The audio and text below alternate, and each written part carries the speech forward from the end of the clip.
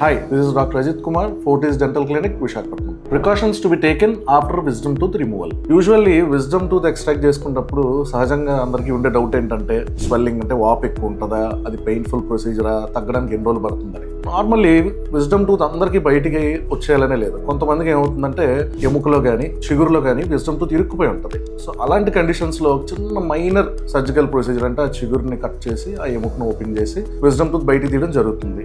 ఇలాంటి కండిషన్స్లో మనం విజ్డమ్ టూత్ తీయించుకున్నప్పుడు స్వెల్లింగ్ అనేది వెరీ కామన్గా వస్తుంది. సో కొన్ని ప్రికాషన్స్ తీసుకొని ప్రాపర్ మెడికేషన్స్ జాగ్రత్తలు తీసుకుంటే ఈ స్వెల్లింగ్ 1 or 2 daysలో తగ్గిపోతుంది. సో మనకి రిమూవల్ అయిన తర్వాత నోరు వెంటనే పుక్లించకూడదు, అట్లీస్ట్ ఫర్ 24 hours. అలా పుక్లించడం వల్ల హీలింగ్కి ఉపయోగపడే క్లాట్ అన్నది బయటకు వచ్చేస్తుంది. తర్వాత మీరు ఏమన్నా తాగాలన్నా స్ట్రా వాడతారు. స్ట్రా అనేది నెగిటివ్ ప్రెషర్ క్రియేట్ చేసి మళ్ళీ బ్లీడింగ్ రావడానికి హెల్ప్ చేస్తుంది. నెక్స్ట్ హాట్ అండ్ స్పైసీ ఫుడ్స్ని అవాయిడ్ చేయండి, ఎందుకంటే అది మన ఊడ్ని ఇరిటేట్ చేస్తాయి. స్మోకింగ్ హ్యాబిట్ ఉన్న వాళ్ళు అట్లీస్ట్ 7 days వరకు స్మోక్ చేయకుండా ఉండాలి, ఎందుకంటే అది మన ఊండ్ హీలింగ్ని డిలే చేయడం, మన ఊండ్ని ఇంకా పెయిన్ఫుల్గా చేయడం చేస్తుంది. సో డాక్టర్ ప్రిస్క్రైబ్ చేసిన మెడికేషన్స్ తప్పనిసరిగా వాడాల్సి ఉంటుంది, like antibiotics, pain killers, anti inflammatory. ఒకవేళ స్వెల్లింగ్ ఎక్కువ ఉన్నట్టయితే ఐస్ ప్యాక్స్ లాంటివి పెట్టవచ్చు, కానీ అది బయట నుంచి పెట్టాలి, నోటి లోపల ఎప్పుడు పెట్టుకోకూడదు. సో ఈ విజ్డమ్ టూత్ తీసుకున్న తర్వాత మన దెబ్బతో మనం ఎంత జెంటల్గా ఉంటే మన బాడీ హీలింగ్ అంత ఫాస్ట్గా జరుగుతుంది.